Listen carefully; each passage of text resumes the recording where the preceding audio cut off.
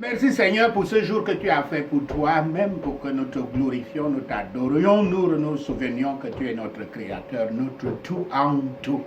Seigneur, nous te rendons grâce aujourd'hui. Nous te remercions. Nous remercions ton Saint-Esprit, nous remercions notre Seigneur, le Saint-Esprit, d'être notre enseignant, notre consolateur, et fidèle enseignant qui nous nourrit du pain de vie chaque jour, plusieurs fois par jour. Ça, tout simplement, cela est un privilège. Merci Saint-Esprit pour l'écriture que tu nous as donnée aujourd'hui, le 9 décembre 2018, ce jour de Yah. Matthieu 20, verset 3 à 4, je cite, « Il sortit vers la 3e heure, et il en vit d'autres qui étaient sur la place sans rien faire. Il leur dit, « Allez aussi à ma vigne, et je vous donnerai ce qui sera raisonnable. » Et ils y allèrent. Fin de citation. Ceci est la parole de Dieu. Loué soit notre Seigneur Yahweh. Aujourd'hui, le Seigneur nous enseigne au sujet du salaire gracieux de Yahweh, son salaire gracieux. Salaire gracieux de Yahweh. Aujourd'hui, le Seigneur nous parle aux croyants au sujet des droits, les réclamations de droits, les contestations de droits, très souvent déplacés. Là où vous pouvez demander vos droits en tant que fils de Dieu, très souvent on ne le fait pas, mais on cherche à demander des droits dans le sens de l'envie, de la jalousie et consorts. C'est de ça qu'il nous parle aujourd'hui, donc je vous dis d'avance. Donc voici le contexte. Yahshua avait dit un jour à son auditoire que le royaume de Yahweh était comme, je cite, était semblable à un maître de maison qui sortit dès le matin afin de louer les ouvriers pour sa vigne. Fin de citation. Verset 1. Louer, c'est-à-dire recruter. Mais comme c'était un travail journalier, on peut dire louer. Vers la première heure, c'est-à-dire à 6 heures du matin, il se rendit auprès du premier groupe d'ouvriers et se mit d'abord avec eux et conclut avec eux un salaire de 1 centime par jour. Puis, il les envoya travailler dans sa vigne. Le groupe qu'il avait rencontré à la 3e heure, c'est-à-dire à 8 heures du matin, est celui auquel le Saint-Esprit veut que nous prêtions attention ici. C'est là où il nous a donné la citation. Ensuite, il alla aux environs de la 6e heure, la 9e heure, la 6e, la 9e, la 11e heure, c'est-à-dire 10 heures, 3 heures, 10 heures, 1 heure, 16 heures, comme on dit en français, 13 heures, 16 heures, et même 18 heures, c'est la dernière heure, mais la 11e heure, c'est 16 heures. Et il embaucha donc d'autres groupes d'ouvriers. Première partie de cette présentation, le contrat de travail. L'Écriture dit, il sortit vers la 3e heure, fin de citation. Les Juifs avaient divisé leur journée en 12 parties égales, ou heures, commençant au lever du soleil et se terminant au coucher du soleil. C'était donc vers 8 heures du matin ici. La place du marché, entre guillemets, d'une ville est un lieu naturel, surtout partout en Afrique, comme dans la Canaan à l'époque, avant qu'elle soit transformée aujourd'hui par ceux qui étaient venus s'installer dans cette place qu'on appelle aujourd'hui État d'Israël.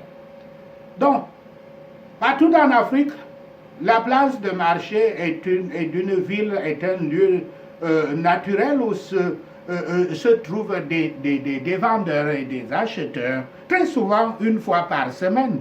Et aussi, on trouve des demandeurs d'emplois occasionnels en attente, donc, ils restent donc là en attente de rencontrer un emploi. Aux États-Unis, les marchés du travail journalier, daily labor, comme ça s'appelle, sont bien connus pour le recrutement des travailleurs temporaires. Très souvent, les immigrants d'origine latino-américaine, certains de ces marchés sont organisés, d'autres non, ne sont pas organisés.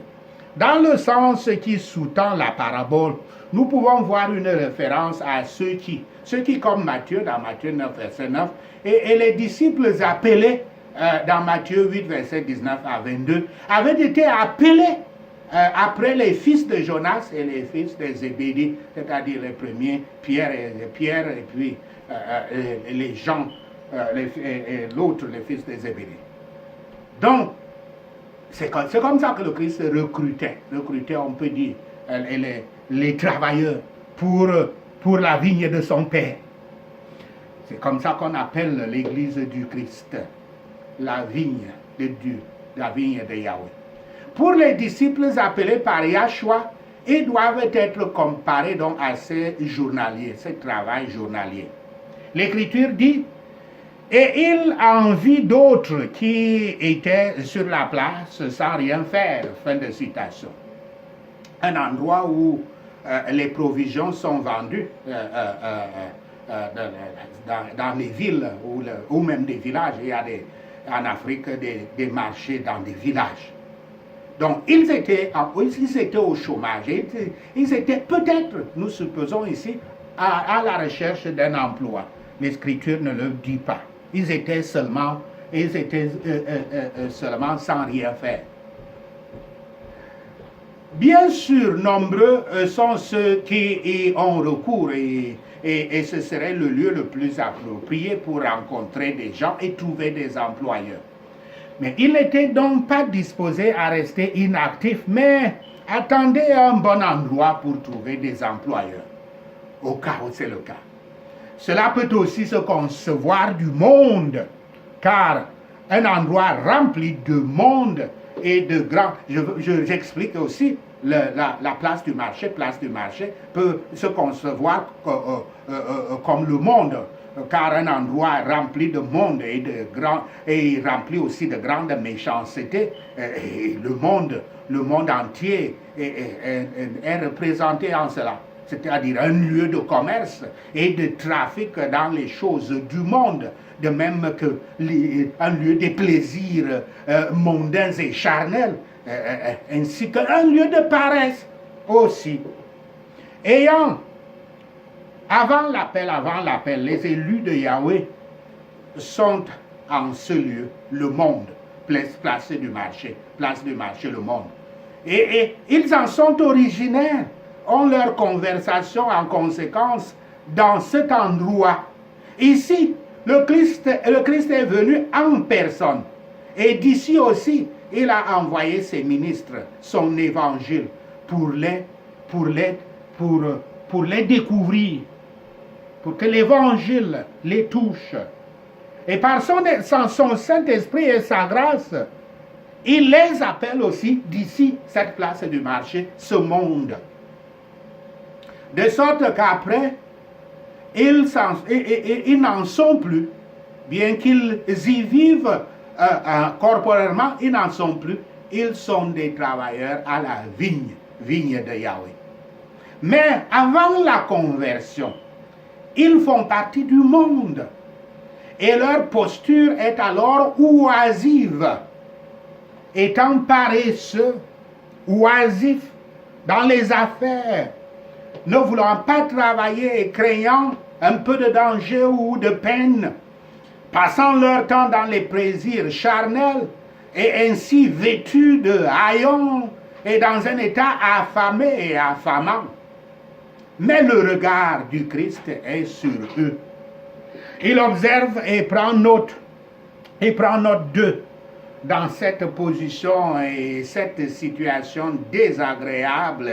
Et il en parle de manière suivante, je cite, il leur dit, allez aussi à ma vigne, fin de citation.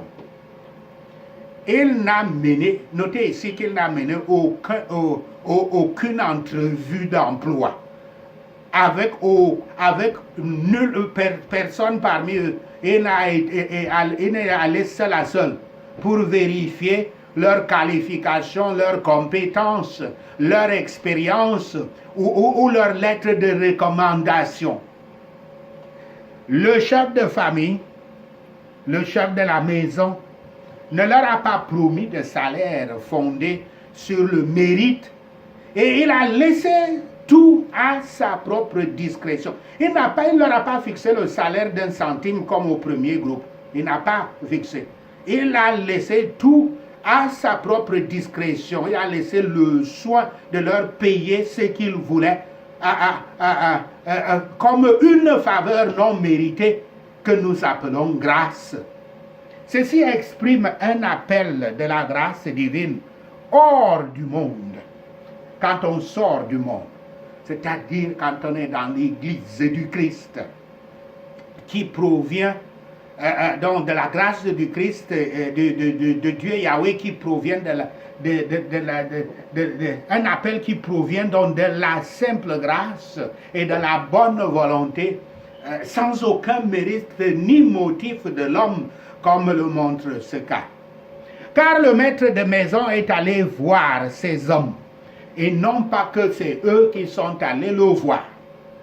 Il leur pose la question, les appelle et les invite à aller dans sa vigne. La vigne représente l'église de Yahweh, le royaume de Yahweh. Il ne lui demande pas de les engager, ni ne désire être à son service. Je veux dire, les gens qui étaient là sans rien faire, ils ne lui ont rien demandé. De plus, les personnes appelées étaient une partie des gens ordinaires, vains, vulgaires, comme le sont généralement les commerçants et les gens du marché. Les choses faibles, basses et folles du monde, ils étaient ces choses. L'encouragement qui leur a été donné est dans le suivant, je cite, « Et je vous donnerai ce qui sera raisonnable. » Fin de citation. Vous pouvez gagner quoi que ce soit. Le contrat avec le premier groupe était précis. 1 centime par jour. Avec celui-ci, cela dépend. Cela dépend du maître de la maison. Cela dépend de son jugement, le jugement de l'employeur. L'absence de contrat définitif pour l'embauche de ce deuxième groupe de travailleurs qui effectuaient moins que le travail de la journée impliquait évidemment une confiance implicite dans les capitaux propres du propriétaire. Il croyait donc que ce propriétaire est capable de payer. Beaucoup d'entre nous se font recruter comme ça, ne regardent pas le salaire, mais tout simplement parce qu'ils font confiance que ce propriétaire-là est riche. Donc je n'ai pas besoin de m'encombrer, je sais que, et même quel que soit ce qu'il me donne, il est tellement riche que ça va me satisfaire. Il ne stipulait ni ne demandait pas ne demandait de salaire. Comme l'avaient demandé ses disciples une fois, je cite, « Voici, nous avons tout quitté et nous t'avons suivi. Qu'en sera-t-il pour nous ?» Fin de citation. Citation de Matthieu 19, verset à 27. Donc vous comprenez donc que les disciples du Christ lui avaient demandé déjà quel sera le salaire, alors que ces gens-ci n'ont rien donné, rien demandé. La leçon implicite ainsi suggérée est la suivante. Un peu de travail accompli, lorsque Yahweh nous appelle, dans un esprit de confiance, vaut mieux que beaucoup de travail accompli dans un esprit de mercenaire. Vous savez que le mercenaire, c'est celui-là qui ne travaille que pour l'argent. Ceci doit être compris, pas de justice stricte. Car dans ce sens, rien ne pouvait être donné aux mortels pécheurs pour leur service. Ils étaient déjà condamnés, les pécheurs. Sauf de grâce, car ce que nous avons à ce sujet, que ce soit dans ce monde ou dans l'autre monde, correspond à une manière de donner et de recevoir, qui sont les expressions utilisées ici et dans ce contexte. Cela signifie bien ce qui est rencontré et ce qui est rencontré et pratique, et cela sera satisfaisant. Et comme il n'exprime pas ce qu'il leur demande, ce qu'il leur donnerait, il ne dit pas ce qu'il leur donnerait, et que eux, ils devraient recevoir, cela appelle à la foi et à la dépendance, à la bonté de ce maître de maison, à la bonté divine ici, parce que ce maître de maison représente Yahweh. Car n'apparaît pas encore ce que les ouvriers fidèles de la vigne du Christ voudront et recevront dans cette vie, ni quel sera leur bonheur dans le monde à venir. Les gloires et les joies du ciel sont des choses invisibles, et la vie éternelle est actuellement cachée et doit être confiée à Dieu. Je cite, l'écriture finit en disant, et ils y allèrent, fin de citation, dans la vigne, dans l'église, pour y travailler. Ce qui montre que l'appel était puissant et efficace.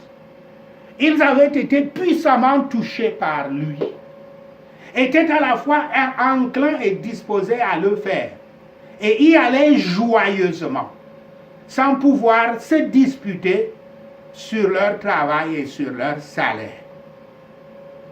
Mais l'histoire se termine dans ce chapitre, que quand il payait, donc il les appela pour le payer, le maître de maison se mit à donner 1 centime à chacun d'entre eux, au premier groupe à qui il avait promis 1 centime, mais aussi au dernier groupe de la 11e heure.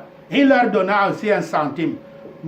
Et ceux du premier groupe se sont révoltés. Pourquoi, maître? Nous, on a travaillé toute la journée. Et ces gens sont venus, ils ont travaillé à peine quelques heures. Et vous lui donnez 1 centime. Alors le maître de la maison s'est tourné vers eux et leur dit, vous êtes jaloux de moi? Ça, c'est ma richesse. Je donne à qui je veux. Vous n'êtes pas mon juge dans ce qui m'appartient. Je vous donne ce que je vous ai donné. Ne vous ai-je pas promis 1 centime? C'est ça le cœur de cet enseignement. Cet enseignement, c'est éviter la jalousie, éviter l'envie. La deuxième section de cette présentation, c'est « Occupe-toi de ton devoir et de ton salaire ». L'objet direct de cette parabole semble être de montrer que même si les Juifs avaient été appelés pour la première fois dans la vigne de Yahweh, l'évangile devait enfin être prêché aux gentils. Et ces derniers devaient être admis à des privilèges et avantages égaux avec ceux des Juifs. Ceci s'applique à vous. Vous êtes chrétien depuis 30 ans. Vous êtes dans la maison de Dieu. Vous êtes là. Aujourd'hui, vous priez, vous dansez, alléluia, je vous loue notre Seigneur, Yahweh, et tout ça, vous dansez. Mais après, quand vous rentrez dans vos cell phones, vous commencez à ouvrir de la pornographie, vous vivez dans toutes les saletés du monde, toute votre vie vous êtes accroché au monde. Dans votre tête, il n'y a que l'argent, la recherche d'argent, ce qui veut dire que votre Dieu, c'est le Dieu de l'argent et toutes les autres choses. Mais vous êtes donc là, vous balancez.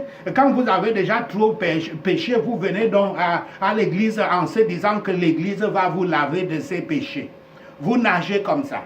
Mais par contre, une personne, une semaine auparavant, est venue dans l'église gonflée à bloc de donner sa vie au Christ. Et il a changé radicalement. Il est audacieux dans sa foi. Le jour du jugement, vous serez déçus de voir que celui-là est accepté au ciel et vous pouvez aller en enfer. Ou alors, au cas où vous aussi vous avez changé, vous étiez chrétien pendant 30 ans, lui il est chrétien pendant 7 jours. Et vous tous, vous allez au ciel.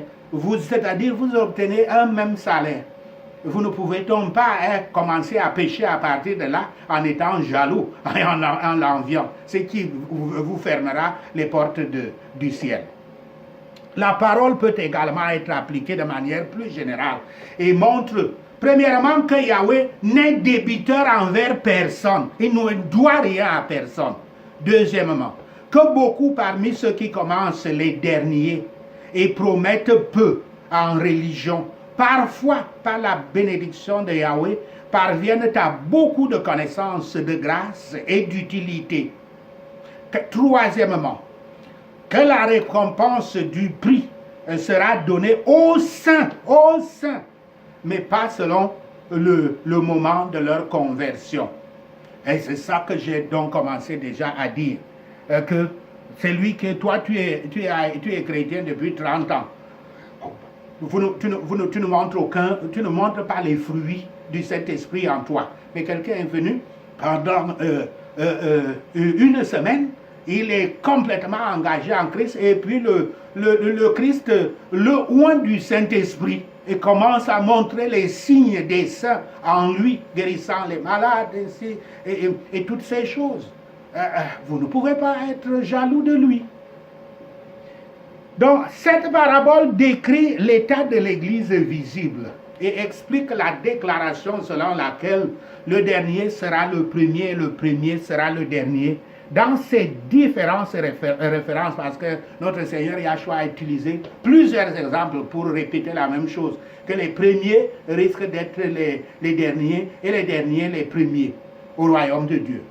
Jusqu'à ce que nous soyons engagés au service de Yahweh, nous restons debout toute la journée dans l'oisiveté. Un état de péché, bien que fastidieux pour Satan, peut être appelé un état de paresse. Le péché, c'est la faiblesse. Encore en plus d'un état de paresse, c'est même un état de faiblesse. Parce que ce qui se passe avec le pécheur, c'est qu'il ne parvient pas à contrôler sa chair, à contrôler ses envies. Il est très faible. Il ne peut pas se retenir. J'ai vu, rien que pour jeûner, j'ai vu des gens qui gonflent souvent d'orgueil. Je les ai vus pleurer juste après quelques 2 ou 3 jours de jeûne.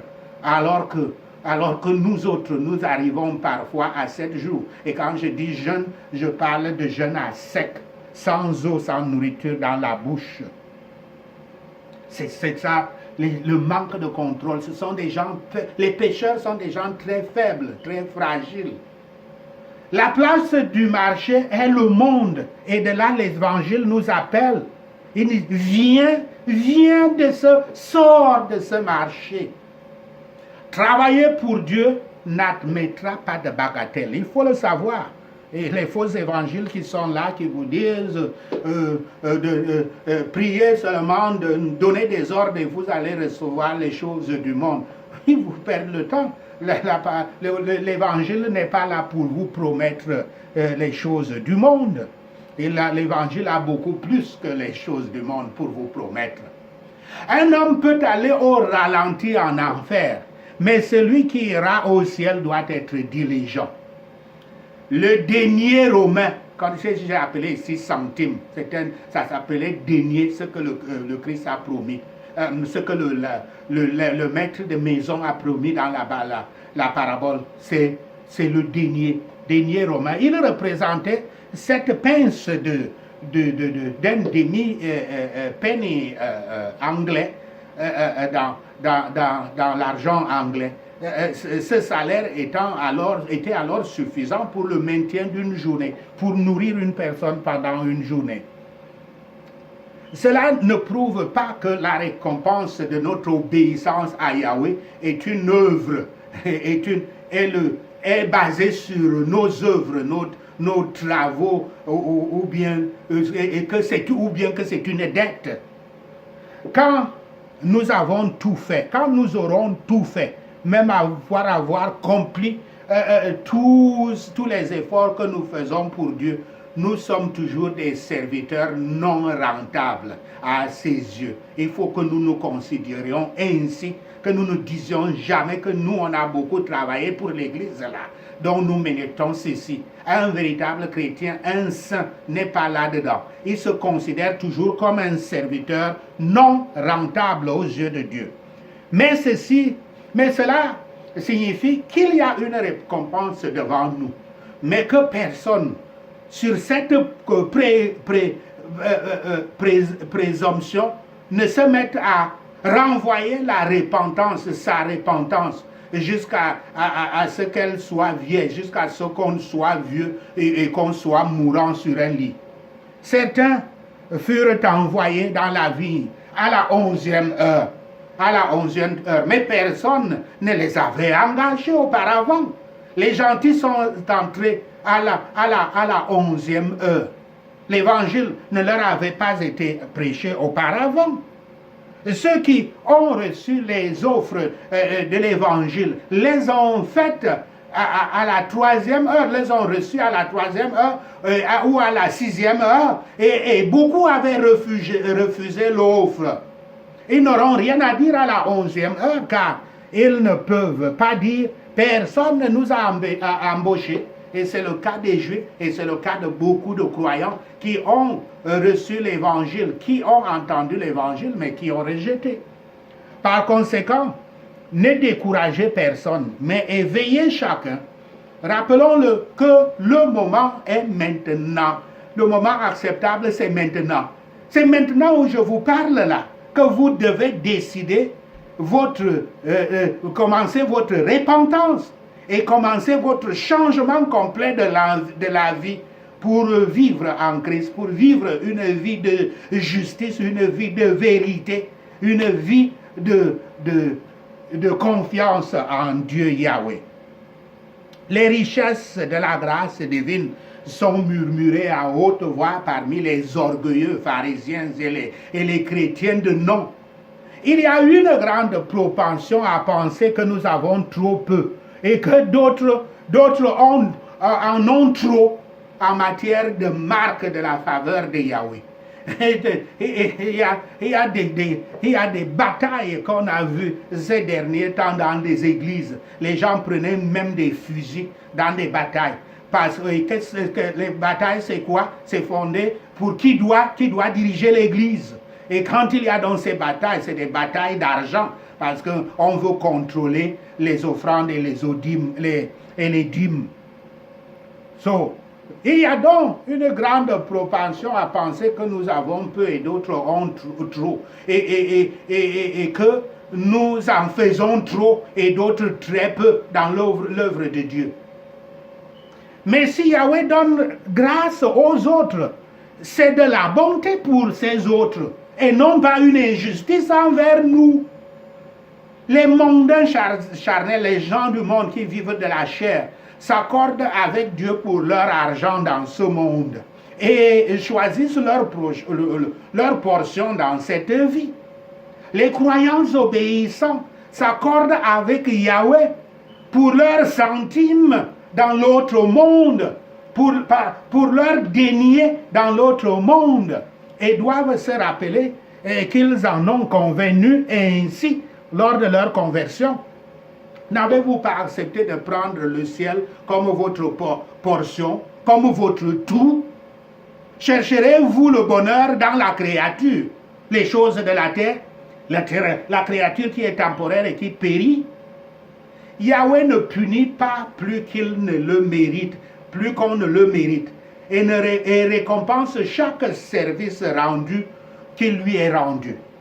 Il ne faut donc aucun tort, il ne fait aucun tort à personne en montrant une grâce extraordinaire à certains. Il faut voir ici dans la nature de l'envie, qui se manifeste par la jalousie. L'envie, c'est un mauvais œil qui est mécontent du bien des autres et qui désire leur mal. C'est un péché grave. C'est un péché qui est souvent commis dans le cœur et que Dieu, lui, voit parce qu'il lit nos cœurs. L'envie, c'est un chagrin pour nous-mêmes, déplaisant à Yahweh et blessant pour nos voisins. C'est un péché qui n'a ni plaisir, ni profit, ni honneur. Il ne vous profite pas. Abandonnons toute prétention orgueilleuse et cherchons le salut comme un cadeau gratuit. L'orgueil, qui est la source de tous nos problèmes, la source de nos péchés, il est basé sur quelque chose, sur le moi, le Dieu moi. Et c'est ça, pour être chrétien, il faut d'abord combattre ce Dieu, le briser et l'effacer avant de vivre avec Yahweh. Ne soyons jamais envieux ni rancuniers, mais réjouissons-nous et louons Yahweh pour sa miséricorde envers les autres et envers nous-mêmes. Un jour, Yahshua demanda 3 fois à Pierre si Pierre l'aimait. Et Pierre lui répondit qu'il l'aimait. Et 3 fois, Yahshua lui dit, suis-moi. Ce que Pierre fit. Mais alors Pierre, voyant Jean qui les suivait aussi, je cite, dit à Yahshua, et à celui-ci, Seigneur, que lui arrivera-t-il? Fin de citation. Alors, je cite, Yahshua lui dit, si je veux qu'il demeure jusqu'à ce que je vienne, que t'importe? Toi, suis-moi. Fin de citation. Citation de Jean 21, versets 20 à 22. La volonté du Christ est que ses disciples s'acquittent de leur devoir et ne soient pas curieux des événements à venir, ni envers eux-mêmes, ni envers les autres. Beaucoup de choses qui ne sont rien pour nous, nous inquiètent. Des choses qui ne sont rien pour nous, nous inquiètent. Les affaires des autres ne sont rien pour nous, pour que nous nous en mêlions, à moins pour sauver les âmes. À moins que ce soit pour sauver les âmes. Nous devons travailler tranquillement et nous occuper de nos propres affaires. Et si nous nous en tenons au devoir de suivre le Christ, nous ne trouverons